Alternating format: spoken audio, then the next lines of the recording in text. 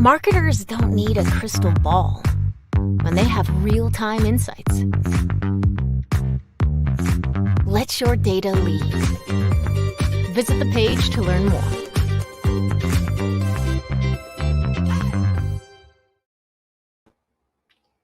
Hi, everyone, and welcome to Ad Age Remotely. I'm Adrienne Pasquarelli, Senior Reporter and Special Projects Editor here at Ad Age. Thanks for joining us.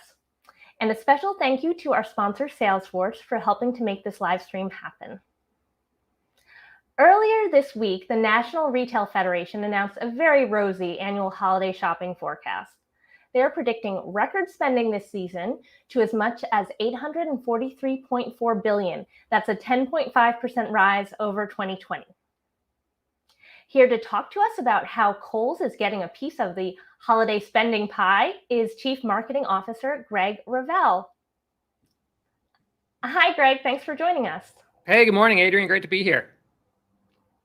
Now, you're becoming something of a regular holiday guest on this program. It was almost exactly a year ago today that you unveiled your 2020 holiday ad with us. Yeah, that's right. And we're excited. Maybe we'll debut another one with you today. Yes, actually, that's exactly what we're going to do.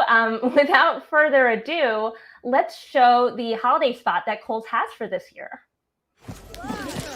Oh, yes. Oh, thank you.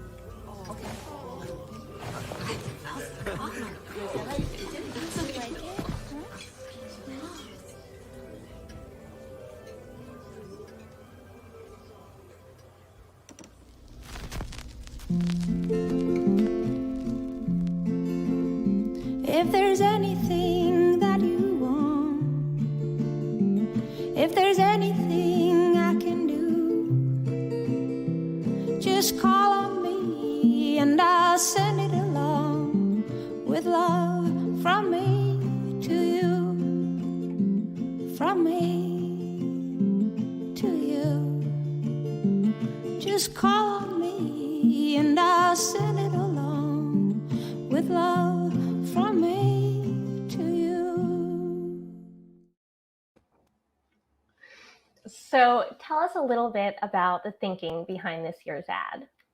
Yeah, well, first of all, we're really excited to debut that today. It's going to start running early next week, just after Halloween. And we've made some shifts over the last couple years, and so this is sort of an extension of some real strategy changes that we've made within our marketing. And it really began as the pandemic sort of hit, and it really changed so much of what the company's doing and what's going on with the consumer and the industry more broadly. We thought a lot about how we wanted to sort of change our approach a bit to reflect how we want to connect with consumers. And so last year, our holiday spot was quite different from what we had done in prior years, where we had been sort of very joyful, very bombastic, lots of energy. We think that the mentality of the consumer changed a lot. So we changed our approach and went with a much more sort of emotional approach. And our goal is really, how do we connect in a way that meets the consumer where they are, right? At any given point in time. So we really tasked our team to think in the future, think, 3-6 months ahead, where's the consumer mindset going to be? And for last year, it was really about how consumers were spending their holidays differently. There was actually a COVID outbreak in early December that really went through the whole holiday season. And so people weren't celebrating in the way that they did in the past. And so we wanted to kind of show a unique way of celebrating and then connecting. And that was such a need that people had as they were isolated in their homes and with their families. There was just this urge that people had to connect more with those around them. So that was sort of the theme for last year. And then we've extended that theme really as we've moved forward. So in the spring, people were starting to come out. And so our spring campaign was really about, as people were getting outside and spending more time, in their communities and with their neighbors, we wanted to be more optimistic and hopeful, and sort of, again, where the consumer was. And going into this year, a lot of families are going to be celebrating the holidays for the first time together in quite a while. And a lot of the traditions that we've had to sort of forego are going to be back. And so for this year, we wanted one that really showed a family back together, and a Christmas morning sort of classic scene. And we also want to do it a little bit differently and it's not all about the gifts. Obviously we're a retailer and we want people to give and receive a lot this year. But we also want it to be about more than that. And so that was our goal this year, sort of capture that spirit of reuniting and belonging that we think families are really going to feel. It almost feels like Kohl's, the brand, is taking a back seat to the story that you're telling in this spot. Yeah, to some extent, right? We don't need to be quite as loud with the brand. I mean, people know who we are, right? And you can see at the end, we have a little Kohl's hit there, and there's a Kohl's box. So there's subtle reminders throughout the spot that it's Kohl's. But it was interesting as we looked at the spots, we've been much more subtle with the branding, and people are giving us just as much recognition that it's a Kohl's ad as ever. And it's something we look at very closely, and we are getting the message across. So I think we will this year too. Now, where will this ad be airing when it starts next week? It'll be pretty much everywhere. So we have a very omni-channel strategy, and so obviously you have broadcast TV.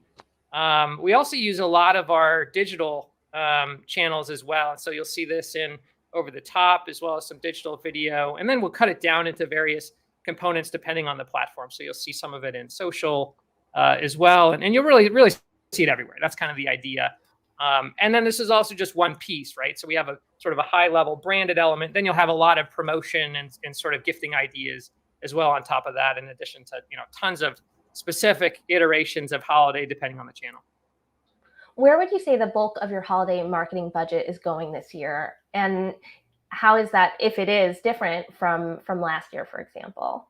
Yeah, really good question. We back 2 years ago, we closed our stores for about 8 weeks. And as a part of that process, we reevaluated so much about what we're doing at the company. And one of those things that we looked at was where's our media going? Where's our ad spend going? And so as we've gone through the pandemic, we essentially have a very different media budget than we had in the past. In terms of what's gone up, a lot more video in particular. And so if you have a message like this, it's really hard to convey this in anything but a really rich media sort of video spot. And then you also have quite a bit more social. So that's up a ton as consumers are just spending more and more of their time in social channels. And then the over top stuff, YouTube TV, YouTube itself, Hulu, et cetera. We've spent quite a bit more there. And again, those are great for video. And then in terms of what's going down, we're doing a bit less in the tab space. So we'll have only 2 tabs this holiday. We used to have 1 or sometimes even 2 a week over the holiday season. And so now we'll be down to 2, one in early November, and then another one for Black Friday, as you'd probably expect. And then our overall print budget, we do quite a bit of direct mail, and that's down as well. So again, we're really just looking where consumers are spending their time on the one hand, and we're also spending a lot of focus on where sort of consumer attention is. Like, where can we really convey a message that consumers are kind of latch onto and remember? You mentioned Black Friday, and for a while it seems like that day has been losing relevance as a big deals day. I'm wondering how Kohl's is thinking about Black Friday as you look to this year. Yeah, that's Black Friday. It hasn't changed in so much that the Black Friday is still a thing, right? It's actually, in terms of messaging, it's sort of an umbrella now as opposed to a day is the way we're thinking about it. And so what's happened is consumers, for a number of reasons, are shopping earlier. And so we've used the sort of Black Friday moniker and said, okay, it's not just about, that Friday after Thanksgiving. We're using it earlier that week, first of all. And we're even extending Black Friday deals into early November. And so you'll see, fairly shortly, you'll hear a lot about Black Friday, even though it's, almost a month before the event. And it's just a great umbrella, right? Consumers immediately understand what a Black Friday deal is. And it just doesn't necessarily happen to be on that day anymore. And I think that's a really consumer friendly way to go about it too, because frankly, they're shopping earlier. They don't want to wait that long. And so we want to be there for them. Now, speaking of social, you mentioned bumping up some of your social channels earlier. I know Kohl's is doing a TikTok challenge, perhaps a first for you guys this year. It is. Yeah. So TikTok is a really fast emerging channel in the marketing space. It's probably one of the newest things we're doing. We always try to, experiment and stay in front of all the sort of evolving trends. And we really started with TikTok in earnest earlier this year. And so this is definitely new for us. We weren't terribly involved in TikTok even in holiday last year. And so we're essentially launching a challenge where we are encouraging our customers. First of all, we have a song that we're introducing. So it's not quite the same song that we have for our holiday spot. It's a little more upbeat and sort of celebratory.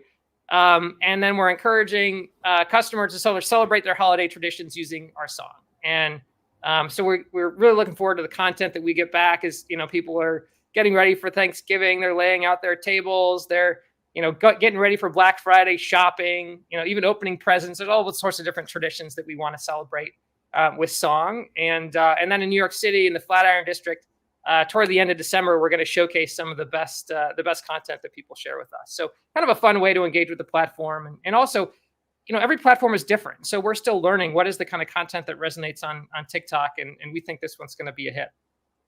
Now, I have to ask if the spot came first, or the idea of a TikTok dance challenge came first and helped inform the dance scene in the spot.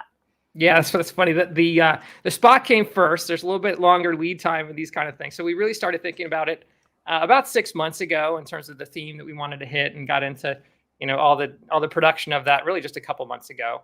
And then we always think about, okay, how do you take sort of the big idea, and then how do we extend that across our other channels? And so we felt TikTok would be a great way, since there's so much music and song in that channel in particular. It was a perfect venue for it. Now, Kohl's is also doing some live stream shopping events this year. Is that right? Yeah, that's right. And, another big theme for us is sort of the evolution of the creator sort of economy and world. And if you want to go back like 100 years, and you had radio, right? And when radio emerged, it started off with amateurs. And then you had, stars emerge in the radio space. And then that happened in movies. Movies start off very low budget, low production, sort of very amateur. But then you had, Hollywood emerge from the movie world. And then, same thing happened in television. And we see now the same thing is happening in social media, right? So now it's gone from sort of all about individuals and connecting with your friends and families. Now you have stars emerging in the social media world. And, we call them creators. That's sort of the word that we use for stars in the social world. And we've seen now essentially every social media channel really trying to evolve and sort of elevate the role of creators on those channels. Most recently, Pinterest has made some pretty interesting announcements around how they're encouraging creators on their channel. They're just the latest to do that. And so we really evolved our approach to social, where, in the past, it might have been all about, what is Kohl's creating? What is Kohl's posting? And that'll always be a really important part of what we do. But we've evolved it to say, okay, what are stars in these various venues creating, and what are they posting, and how do we be a part of that? And so what's interesting about the social world is sort of different from, traditional radio and TV and film is brands can really interact with these creators in ways that have frankly been impossible. And so sort of a big theme for us is looking at every single channel. What are the creators? How is that ecosystem evolving?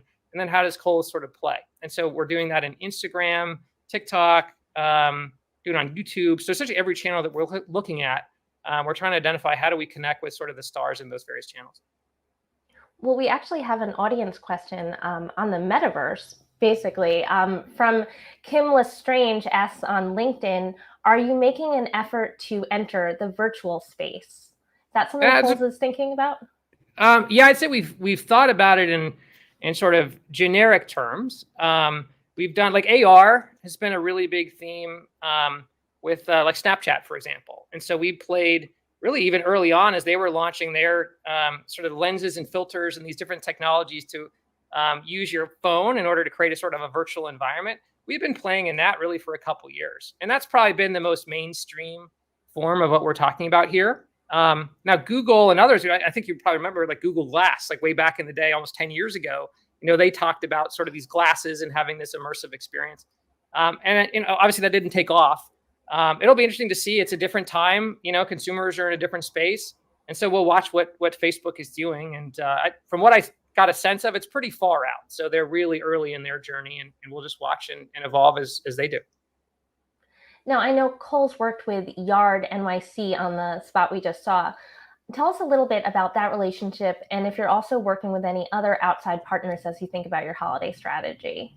Yeah, Yard, we've been working with them now for over a year. And we think they've done just a fantastic job with us as we've looked to sort of evolve our approach to connecting with consumers. They've really helped us strike a chord and sort of what is this linkage between Kohl's, our people, our stores, our products, our brand, with what consumers care about and what they find important. And it's hard. This is really hard to do, as a retailer. We're all trying to connect with consumers in various ways and link their lives to what we're trying to do for them. And we felt they've done just an incredible job with that and helping us do that. And so we've continued that partnership now. They produced the spot that we just showed, and we couldn't be happier with the results. It's just a fantastic team over there.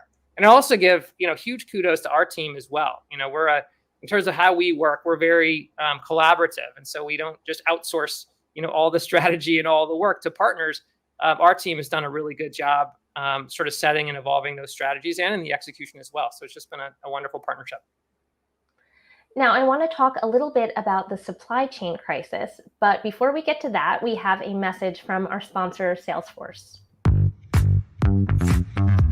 Behind every great marketing strategy is great marketing data. Let your data lead. Visit the page to learn more.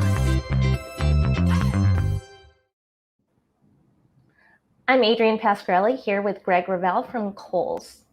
As a reminder, if you have any questions, please leave them in our social channels and we'll do our best to get to them during the conversation.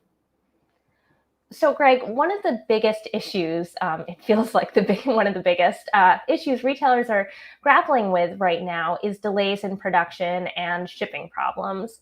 Is Kohl's experiencing any of that? Yeah, it's certainly all over the news, right? You can't avoid it these days. And you heard the GDP announcement yesterday. It certainly seems to be affecting pretty much everybody out there these days. What I can share is that we've actually been on a journey the last couple of years to reduce our overall inventories. One of the things that we've been aspiring to is have a store that's easier to shop and easier to find the things that you want. And so we've actually been removing a fair amount of inventory from our stores. We've been widening our aisles, creating more room for inspiration, adding mannequins and looks and all these sorts of great ideas for customers to browse as they're going through our various stores. And so for us, inventory reduction is actually a strategic imperative. And so we've been doing it for a while. Now, that said, the whole supply chain has been more of a challenge than I think any of us hoped.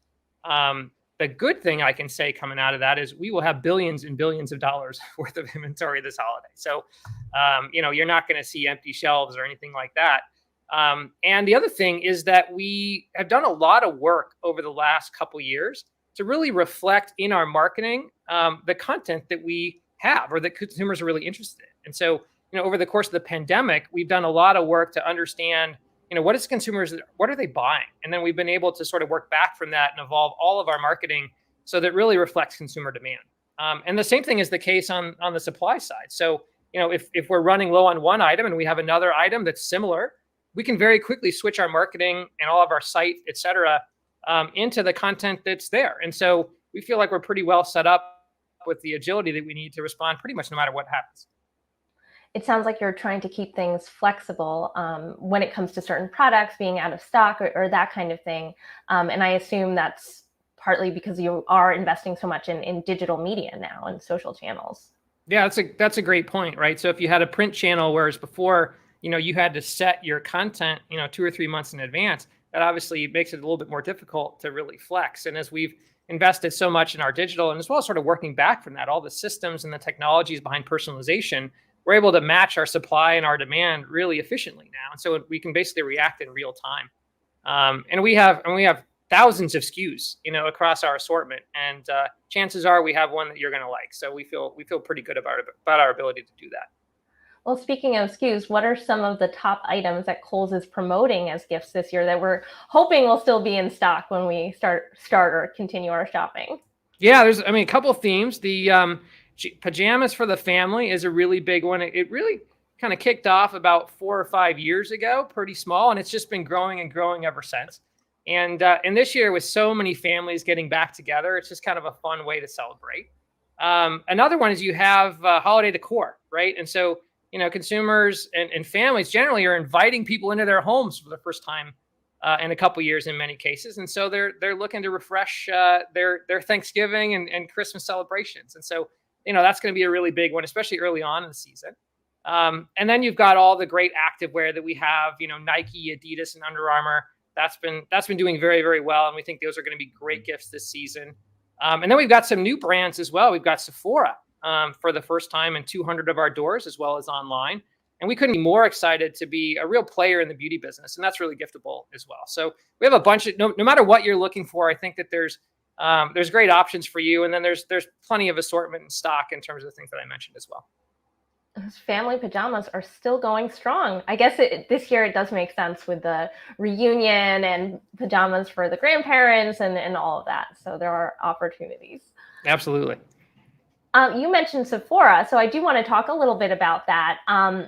The shop and shops that Kohl's is rolling out with Sephora, I think it's something like 400 locations this year with an eventual goal of 850 in the next 2 years. Tell us about how that partnership has been going.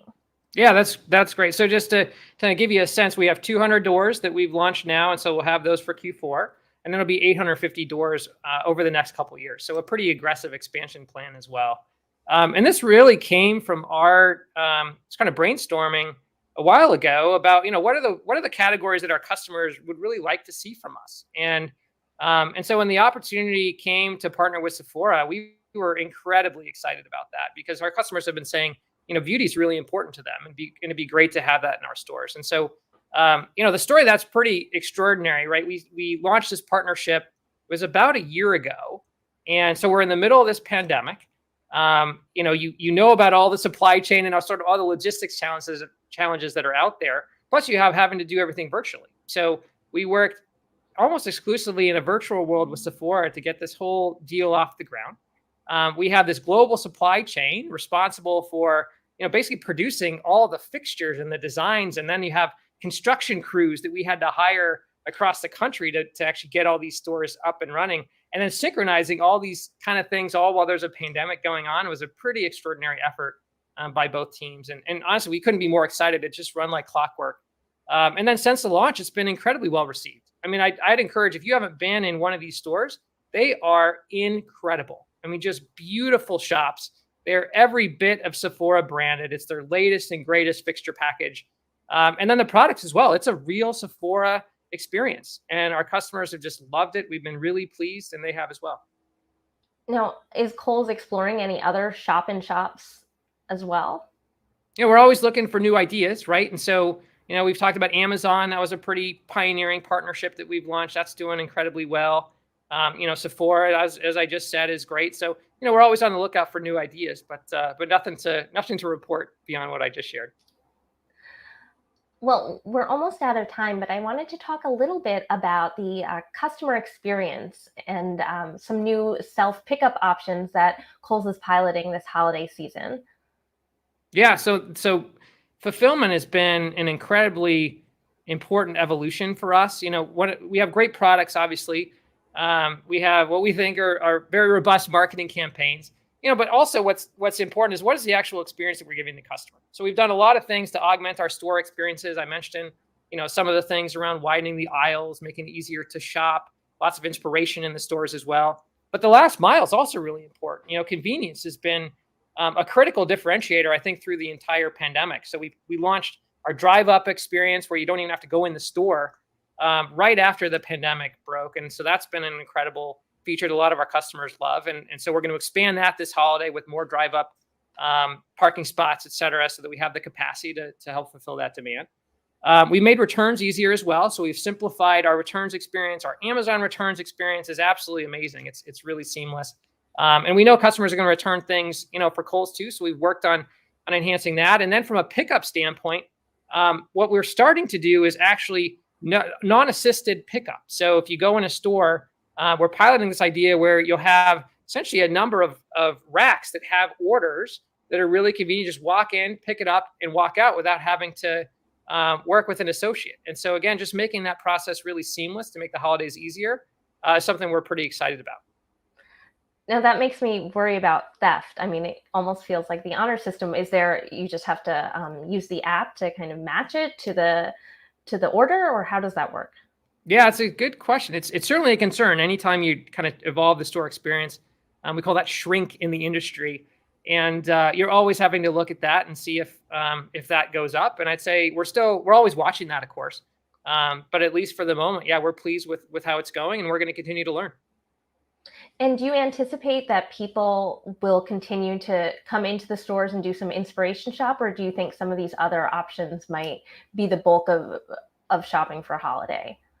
It's going to be all of the above, right? And so customers shifted obviously dramatic toward online during the pandemic as a lot of stores were closed or all these sort of restrictions that we had in place. Now, what we're seeing is customers are much more comfortable now shopping in stores.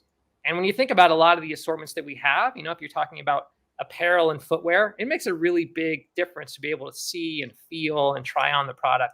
So we think store shopping is going to be a critical component of sort of the overall shopping environment going forward. But there's also, people buy online and we're looking to make that experience more seamless. And so we don't see it as one sort of or the other. And a lot of consumers, they're not one, they don't do things in only one way. So our most common consumer is actually someone who buys online, picks up in the store, does returns in the store, and then also shops in store as well. And oftentimes when you're doing an online pickup or return, you're also going in the store to shop. So we see all these different behaviors actually complementary, and we want to make every single one as seamless and joyful as we can. And last question, Greg, do you have your family pajamas ready? Not yet. I'll be shopping for them this weekend, though. We're having 22 people over at our house for Thanksgiving, so we got to get ready to celebrate. That's excellent. Well, we are out of time. Greg, thank you so much for joining us.